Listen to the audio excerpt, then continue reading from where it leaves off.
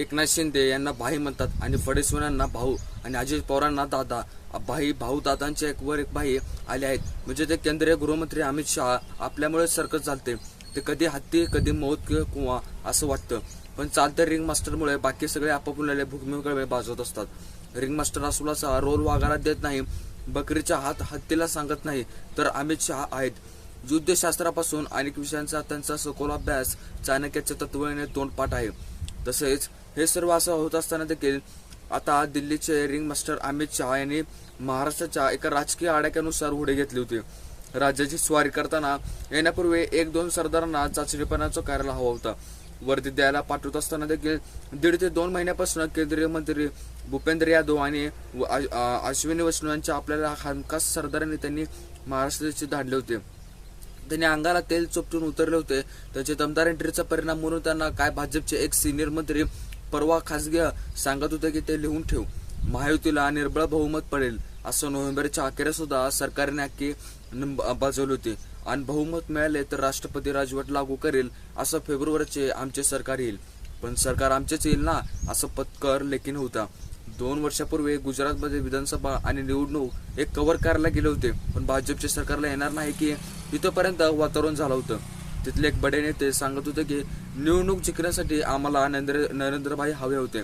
निवडणूककर अडचण आणि अमितभाई लागतील. महाराष्ट्राच्या मैदानामध्ये अमितभाई निवडणुकीच्या आधीच उतरले होते.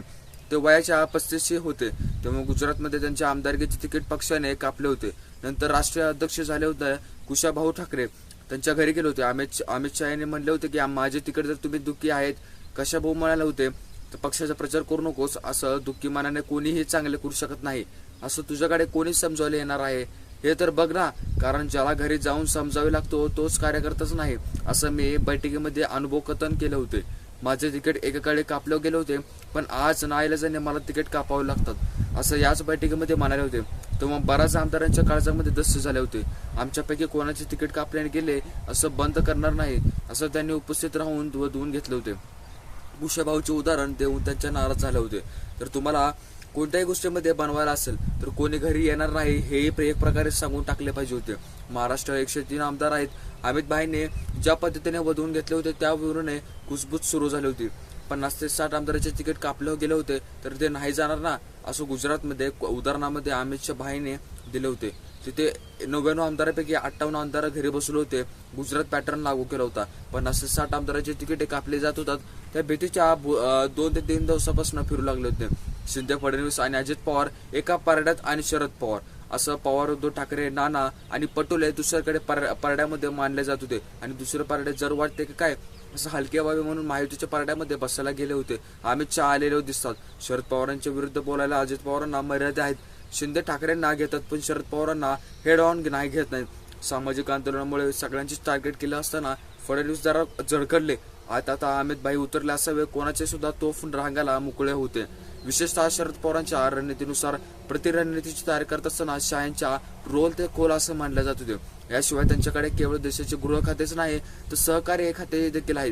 दोन्हीच्या फायली महाराष्ट्रासाठी महत्वाचे होते कारण ते असं दाखवून देत असताना देखील त्यांच्या आशयाच्या सूचक उत्तर अमित शहा यांनी छत्रपती संभाजीनगरच्या भाजपच्या बैठकीमध्ये काढले गेले होते. यावरून त्यांच्या आंदोलनाच्या एका दहाक्यातून भाजपला सुखरूप बाहेर काढण्याची काही रणनीती सुद्धा नक्कीच ठरली गेली असावी. ते नेमकी कशी असावी लवकरच कळेल. महाराष्ट्रातील राजकारण आणि 3 विरुद्ध 3 अशा लढाईमध्ये एका बाजूने चौथा नेता उतरला होता. अमित शहा यांनी महाविकास आघाडीवर तर टार्गेट केलेच होते मात्र त्यांच्या एका येण्याच्या रंगात अधिक वाढणार होते हे तर नक्की होतं. असं सर्व गोष्टी होत होते. तर मित्रांनो व्हिडिओ कसा वाटला व्हिडिओला करा अजिबात विसरू नका. भेटूया एका नवीन व्हिडिओमध्ये. तोपर्यंत बाय.